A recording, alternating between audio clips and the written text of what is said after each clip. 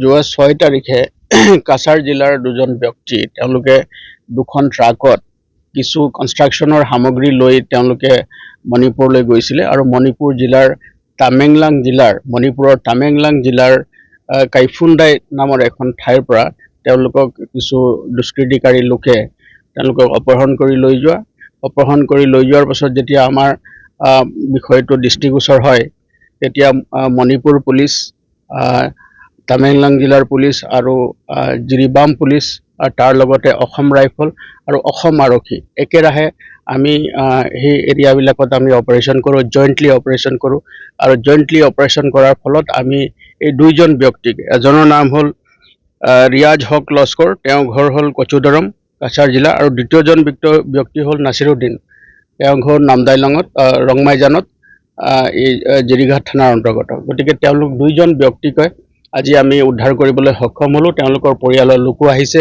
আছাম ৰাইফলৰ লোক আছে, মণিপুৰ আৰক্ষীৰ আমাৰ ইয়াৰ জিৰিবামৰ ইনচাৰ্জ SP মহোদয় আছে, আৰু আমি সকলোৱে তেওঁলোকক এটা জইণ্ট অপাৰেশ্যনৰ জৰিয়তে আমি তেওঁলোকক উদ্ধাৰ কৰিবলৈ সক্ষম হৈছোঁ।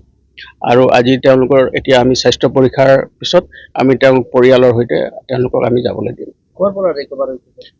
তেওঁলোক কাইফুণ্ডাই অঞ্চলৰ পৰা আহি তেওঁলোকে হাবিৰ এটা অঞ্চলত আমি সেই অঞ্চলৰ পৰা তেওঁলোকক ৰিকভাৰ কৰোঁ আৰু আহি মণিপুৰৰ পৰা তেওঁলোক আহি থাকোঁতে আমি জিৰিঘাটত যিটো আমাৰ অঞ্চল আছে, আমাৰ যিখিনি নাকা চলি থাকে, সেই অঞ্চলৰ পৰা আমি তেওঁলোকক উদ্ধাৰ কৰি লৈ আহোঁ।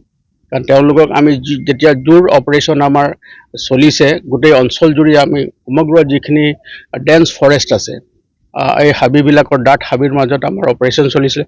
অসমৰ অঞ্চলতো চলিছে, মণিপুৰ অঞ্চলতো চলিছে, আৰু সেই সুযোগতে তেওঁলোকে যেতিয়া সকলো ফালৰ পৰা যেতিয়া আমাৰ পুলিচ বাহিনী আৰু আছাম ৰাইফলে যেতিয়া অঞ্চলটোত কৰ্ডন কৰি লয়, তাৰ পাছত তেওঁলোকে বাধ্য হৈ তেওঁলোকে এৰি দিবলৈ, এই হষ্টেজ বনাই ৰখা দুইজন ব্যক্তিক এৰি দিবলৈ তেওঁলোকে বাধ্য হয়, আৰু আমি আৰক্ষীয়ে তেওঁলোকক উদ্ধাৰ কৰি আমি লৈ আহিছোঁ। এতিয়া আমি প্ৰাৰম্ভিক আমি তেওঁলোকৰ স্বাস্থ্য পৰীক্ষা কৰি তেওঁলোক পৰিয়ালৰ সৈতে আমি তেওঁলোকক যাবলৈ দিয়া হ'ব।